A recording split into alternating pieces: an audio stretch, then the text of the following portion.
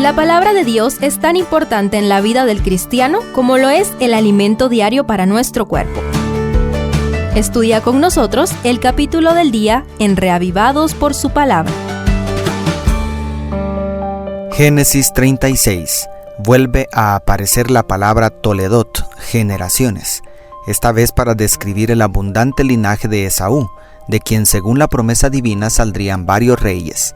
Los primeros 3 versículos inician diciendo: estos son los descendientes de Esaú, o sea Edom. Esaú tomó sus mujeres de las hijas de Canaán, a Ada, hija de Elón, el Eteo, a Aholiama, hija de Aná, hijo de Zibeón, el Heveo, y a Basemat, hija de Ismael, hermana de Nebaiot. 3 mujeres: Ada, ornamento; Aholibama, carpa de lugar alto; y Basemat, fragancia. La discrepancia entre los nombres dados acá y los que se dieron anteriormente podría encontrar explicación en la costumbre de cambiar nombres que ya hemos visto en varios de los personajes, incluyendo a Jacob, quien llegó a ser Israel. 2 eran cananeas, y una era descendiente de Ismael, hijo de Abraham.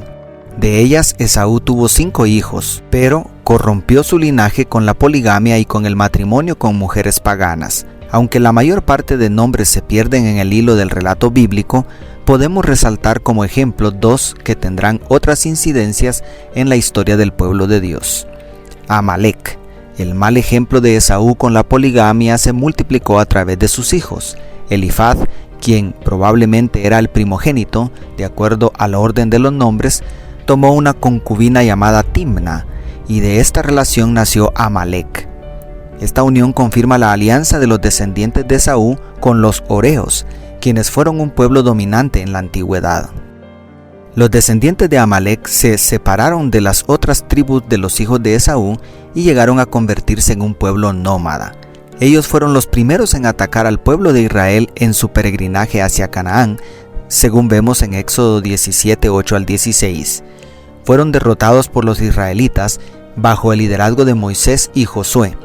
Pero, como fueron esparciéndose en diferentes ramales, vuelven a atacar en tiempos de los jueces junto a los madianitas, como vemos en la historia de Jueces 6 al 7.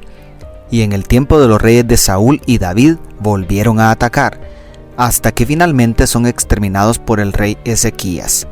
En otras palabras, de la unión de Esaú con su concubina cananea, surgió un vástago que se convirtió en enemigo de sus propios parientes.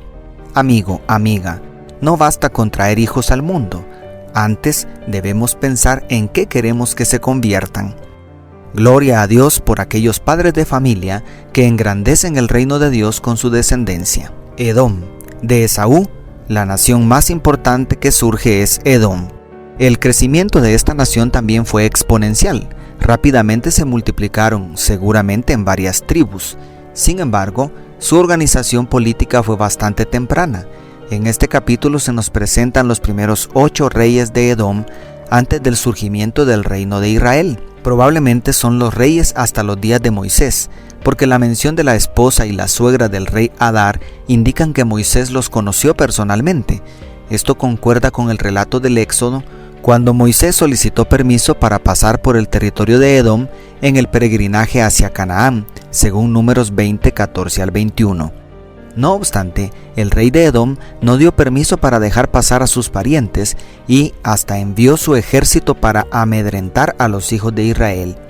Ante esta hostilidad, Moisés condujo al pueblo de Dios por otro rumbo en obediencia a la indicación divina a favor de los edomitas.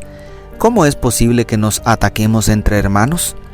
Que Dios nos ayude para mantenernos unidos y amar aún a nuestros enemigos. Dios te bendiga, tu pastor y amigo Selvin Sosa.